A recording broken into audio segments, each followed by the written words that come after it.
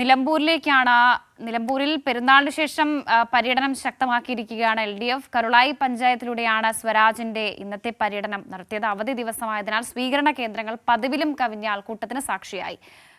ഇന്നത്തെ തെരഞ്ഞെടുപ്പ് പര്യടനത്തിന്റെ സമഗ്ര വിവരങ്ങൾ അമൽനാഥ് പാടിച്ചാൽ നൽകും. ആ റിപ്പോർട്ട്. ഇന്ന് കരുളായി പഞ്ചായത്ത് കേന്ദ്രീകരിച്ചാണ് LDF സ്ഥാനാർത്ഥി M സ്വരാജിന്റെ പര്യടനമുണ്ടായത്. പുള്ളിയിൽ നിന്നും രാവിലെ 8 മണിയോടുകൂടി തന്നെ പര്യടനം ആരംഭിച്ചു. ഓരോ കേന്ദ്രങ്ങളിലേക്ക് പോകുമ്പോഴും വലിയ പിന്തുണയായിരുന്നു അദ്ദേഹത്തിന് ലഭിച്ചിരുന്നത്. ഇന്ന് അവധി ദിവസം കൂടിയായിരുന്നു. അതിനാൽ തന്നെ വഴിയോരങ്ങളിലൊക്കെ തന്നെയും തങ്ങളുടെ പ്രിയ സ്ഥാനാർത്ഥിയെ കാണുവാൻ വേണ്ടി ജനങ്ങൾ തടിച്ചുകൂടിയ ഒരു കാഴ്ച തന്നെയാണ് ഓരോ കേന്ദ്രങ്ങളിലടക്കം നമുക്ക് കാണാൻ സാധിച്ചിട്ടുണ്ടായിരുന്നത്.